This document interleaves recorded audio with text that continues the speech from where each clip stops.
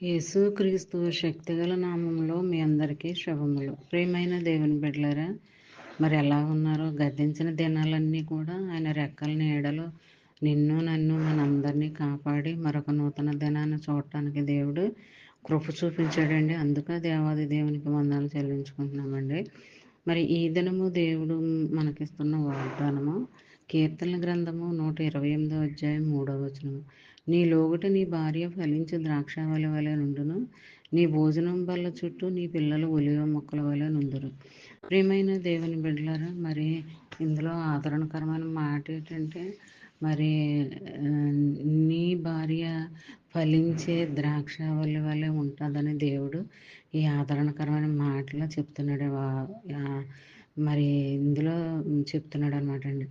ఎలాగా ఫలించే ద్రాక్షావళి వలె, ఫలించే ద్రాక్ష తీగల్లాగా, ఫలించే ద్రాక్ష పండ్లలాగా మరి నీ భార్య ఉంటుందని దేవుడు వాగ్దానం చేస్తున్నాడండి. అంతే కదండి, మరి నీ భోజనం బల్ల చుట్టూ, నీ ఇంటి చుట్టూ, నీ ఇంటి లోపల మరి నీ పిల్లలు ఒలీవ మొక్కల వలె ఉంటారు అని అంటున్నాడండి.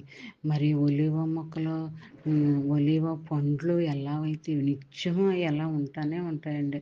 మరి అలాంటి స్థితిలో నీ పిల్లల్ని ఉంచుతానని మాట ఇచ్చాడండి ఇందులో. మరి ఇలాంటి దీవెన ఆశీర్వాదకరమైన వాగ్దానాలు ఎప్పుడు కూడా మనం ధ్యానించుకుంటూ, చదువుకుంటూ, మరి దినదినము మనసులో పెట్టుకుని నెమరు వేసుకుంటూ ఉంటే ఆ దినమంతా ఈ వాగ్దానంలో ఉన్న ఆశీర్వాదాలు మన జీవితంలో కూడా నెరవేర్పు అనేది కలిగిస్తాడనమాట అండి.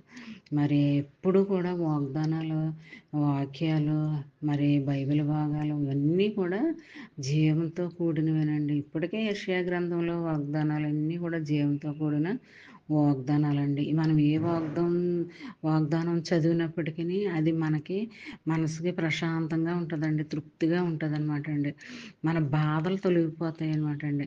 మరి ఒక్కొక్క వాగ్దానం చదువుతూ ధ్యానించుకుంటూ ఉంటే మరి మనకున్న సమస్యలన్నీ తొలగిపోతాయి, బాధలు పోతాయి. మరి అలాంటి స్థితి దేవుడు మనకి ఇవ్వాలని మనము కోరుకుందామండి. మరి ఈ చిన్న వాగ్దానం నీ ఫ్రెండ్స్ సర్కిల్లో పంపండి. పంపిన వారు దీవించబడతారు, చదివిన వారు ఆశీర్వదించబడతారు.